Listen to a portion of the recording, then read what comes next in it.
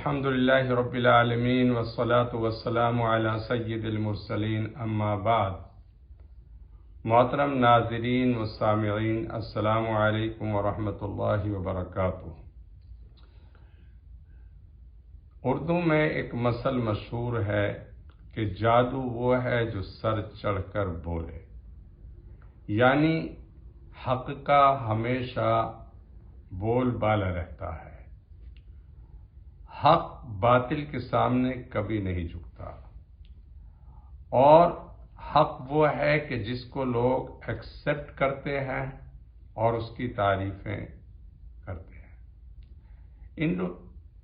Indo Pakistan میں بہت سارے ایسے اسکالر رہے ہیں اور آج بھی ہیں کہ جو مسلمان تو نہیں، نان مسلم ہیں، ہندو ہیں یا کرسچن، انہوں نے اپنی کتابوں میں، اپنی تقریروں اور لیکچروں میں اسلام کی حقانیت کا برملا اقرار اور اظہار کیا ہے۔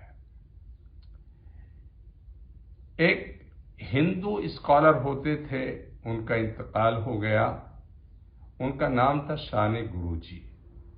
انہوں نے مراٹھی زبان کے اندر ایک کتاب لکھی ہے حضرت عمر فاروق رضی اللہ تعالی عنہ کی سمانے پر۔ آپ کی زندگی کے حالات انہوں نے لکھے ہیں، اور جو تعریفی کلمات انہوں نے حضرت عمر فاروق رضی اللہ تعالی عنہ کے بارے میں کہے ہیں، وہ سننے کے لائق ہیں۔ اسی طرح ہمارے بر صغیر میں ایک ہندو اسکالر اور بڑے لیڈر ہوتے تھے، لوگ ان کو مہاتما گاندھی کے نام سے یاد کرتے ہیں۔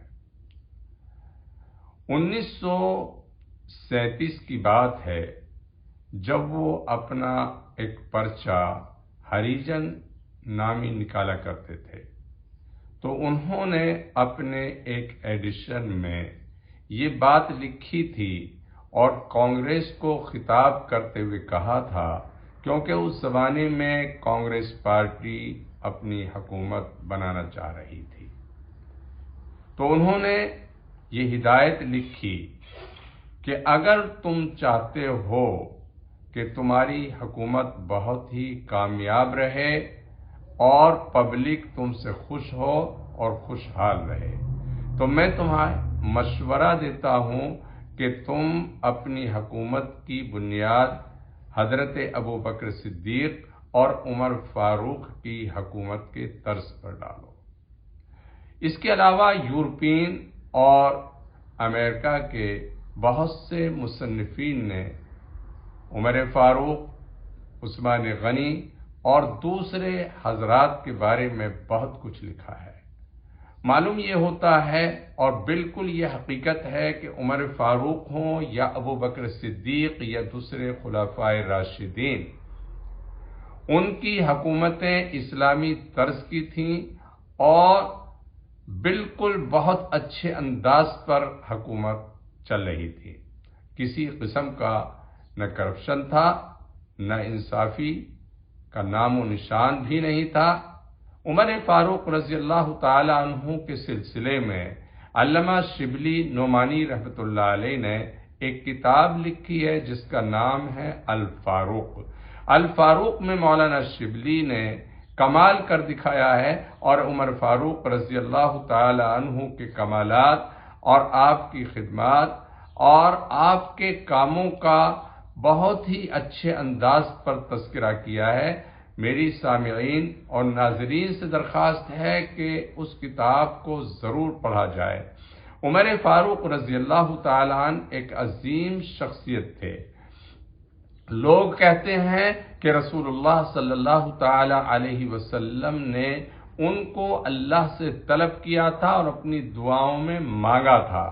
آپ صلی اللہ علیہ وسلم نے دعا کی تھی کہ یا اللہ، ابو جہل ایمان لے آئے یا عمر فاروق کو آپ ایمان عطا فرما کر اسلام کو تقویت عطا فرمائیں۔ چنانچہ رسول اللہ صلی اللہ علیہ وسلم کی یہ دعا قبول ہوئی اور عمر فاروق رضی اللہ تعالی عنہ ایمان لائے۔ ان کے ایمان لانے کا قصہ آپ لوگ اچھی طرح سے جانتے ہیں اور بڑا مشہور ہے کہ مکے کے لوگوں نے ایک مرتبہ یہ ارادہ کیا کہ آپ صلی اللہ علیہ وسلم کا کام تمام کر دیا جائے۔ عمر فاروق رضی اللہ تعالیٰ جوش میں اٹھ کھڑے ہوئے، تلوار ہاتھ میں لی اور ننگی تلوار لے کر حضور صلی اللہ علیہ وسلم کے قتل کے ارادے سے نکلے۔ راستے میں ایک صحابی سے ملاقات ہوئی، انہوں نے ان کی بہن اور بہنوئی کے بارے میں بتایا کہ وہ مسلمان ہو گئے ہیں۔ وہاں سے وہ ان کے گھر پہنچے اور پھر ان کے ساتھ سختی کا معاملہ کیا۔ بالآخر اللہ سبحانہ تعالیٰ نے رسول اللہ صلی اللہ علیہ وسلم کی دعا کو قبول کیا اور عمر فاروق آپ صلی اللہ علیہ وسلم کی خدمت میں حاضر ہوئے تو آپ صلی اللہ علیہ وسلم نے آپ کے چادر کے پلو کو پکڑ کر کے کھینچا اور ارشاد فرمایا اور پوچھا کہ عمر کس لیے حاضر ہوئے ہو؟ تو برجستہ زبان سے یہی کلمہ نکلا، یا رسول اللہ صلی اللہ علیہ وسلم ایمان لانے کے لیے حاضر ہوا ہوں۔ عمر فاروق رضی اللہ تعالیٰ ایک عظیم شخص تھے، اللہ سبحانہ و تعالیٰ ان پر خوب رحمت نازل فرمائے۔